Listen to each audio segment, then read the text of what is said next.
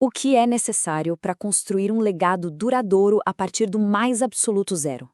Olha, em vez de fórmulas mágicas, a resposta geralmente mora em atitudes surpreendentemente simples. A trajetória de Sam Walton, o grande idealizador por trás de uma das maiores empresas de varejo do mundo, mostra que uma filosofia baseada no bom senso, na simplicidade e em muito trabalho contínuo serve como um verdadeiro manual de instruções.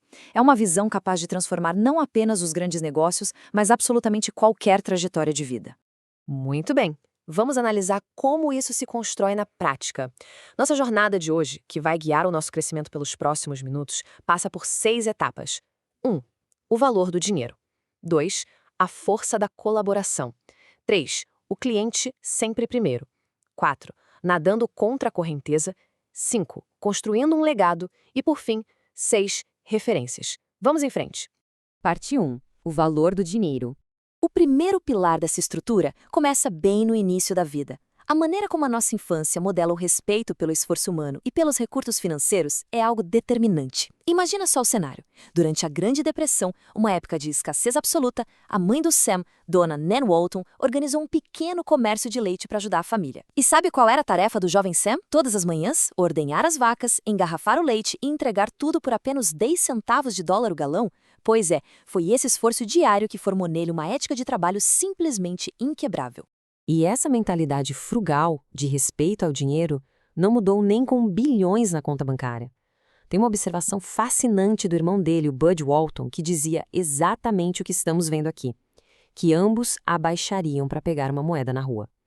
Mesmo no topo do mundo, havia uma recusa total à ostentação. Usar uma velha caminhonete no dia a dia, comprar roupas nas próprias lojas de desconto e viajar sempre na classe econômica. Isso ensina que o sucesso financeiro nunca, de jeito nenhum, serve como desculpa para o desperdício. Essa era a famosa regra de número 9 da filosofia dele, controlar os custos. Mas como a gente traz isso para a nossa rotina, para a vida real? O caminho é bem prático. Fazer um orçamento familiar com bastante rigor, buscar ativamente cortar os gastos que não trazem benefícios e valorizar o esforço por trás de cada ganho. Quando o controle financeiro vira um hábito natural dentro de casa, os erros pesam bem menos e a recuperação de qualquer imprevisto se torna muito mais tranquila. Parte 2. A força da colaboração. Mas olha só, juntar dinheiro é apenas uma parte da equação. Aquela ideia do sucesso solitário é um mito gigantesco. A verdadeira alavancagem vem do trabalho em equipe. A crença aqui é direta. Indivíduos não vencem isoladamente, equipes vencem. O que se construiu foi uma verdadeira sociedade com os trabalhadores. Ao invés de uma chefia distante, havia divisão dos lucros, o elogio sincero pelas vitórias e, o mais importante, a capacidade de deixar o próprio ego de lado para garantir que o grupo todo brilhasse. E levar esse espírito de parceria para as nossas rotinas profissionais é algo que muda o jogo. Quando existe uma apreciação verdadeira e a gente passa a adotar uma escuta ativa das pessoas que estão ali, na linha de frente, fazendo o trabalho pesado, o clima muda por completo. Dividir os méritos e criar um ambiente calcado na confiança transforma qualquer local de trabalho. Tudo isso sem usar termos difíceis do mundo corporativo, apenas construindo relações sólidas de verdade. Parte 3. O cliente sempre primeiro. Isso ilustra de maneira brilhante a nossa regra de ouro: colocar as pessoas no centro de todas as decisões. O estilo de gerenciamento envolvia estar lá, caminhando o tempo todo pelo chão da loja, checando as prateleiras e escutando quem estava comprando. A grande pergunta era sempre: o que os clientes vão achar disso? Ao tratar as pessoas que entram pela porta como os verdadeiros chefes do negócio, adquire-se a percepção exata do que precisa ser consertado e melhorado. O mais incrível é que esse segredo clássico do comércio funciona como uma grande lição de empatia para a vida. Priorizar as necessidades dos outros nas interações do dia a dia, seja prestando um serviço ou convivendo com a família, constrói pontes inabaláveis. Exercitar a escuta atenta e tentar genuinamente superar as expectativas de quem está ao nosso redor são atitudes que pavimentam um caminho de muito respeito para qualquer pessoa. Parte 4. Nadando contra a correnteza. Agora, ter boas relações e gastar pouco não blinda ninguém dos desafios difíceis, certo? É aqui que entra a resiliência e a coragem de ignorar o padrão esperado. A sabedoria convencional da época ditava que o lucro só existia em enormes filiais nos grandes centros urbanos. Mas a estratégia adotada foi saturar cidades pequenas, locais com cerca de 15 mil habitantes, que a concorrência nem olhava. E qual foi a reação do mercado? Disseram que essa teimosia terminaria em pura falência. É justamente nesse ponto que entra a famosa 10ª regra do negócio: nadar contra a correnteza. Quando o mundo inteiro aponta para uma única direção, fazer o exato oposto pode revelar oportunidades fantásticas. Todo aquele ceticismo não causou desânimo, serviu como o melhor combustível para provar que uma visão clara e corajosa poderia, sim, revolucionar uma indústria inteira. Trazer essa coragem para a realidade exige muita força. Significa ignorar o pessimismo de quem diz que sempre foi feito desse jeito e aprender a confiar na própria intuição e no próprio estudo.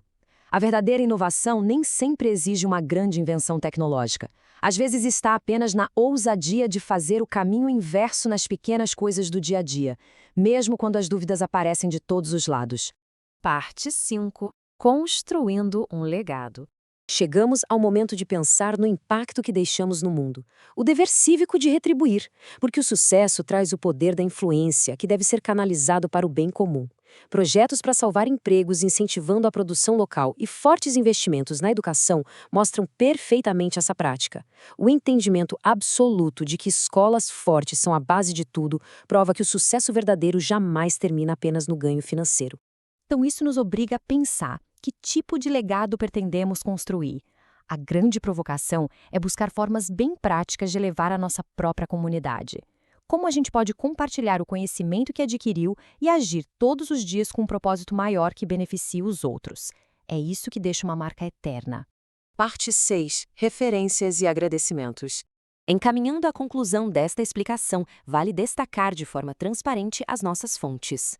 A base que sustentou toda esta apresentação vem da excelente obra biográfica Sam Walton Made in America, escrita em conjunto com John Huey e publicada pela editora Campus. Uma leitura muito recomendada para quem quiser entender os detalhes dessa história inspiradora.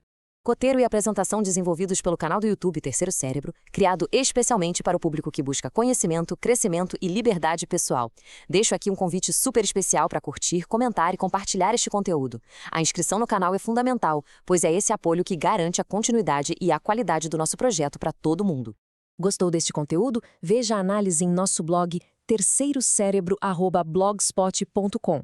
Além disso, entre em contato com a gente para solicitar uma apresentação gratuita do conteúdo em PowerPoint. Envie um e-mail para cerebroterceiro@gmail.com. Nosso único pedido: que se inscreva em nosso canal no YouTube. Afinal, qual dessas lições servirá como primeiro passo para uma nova trajetória a partir de hoje? Um forte abraço e até o nosso próximo encontro.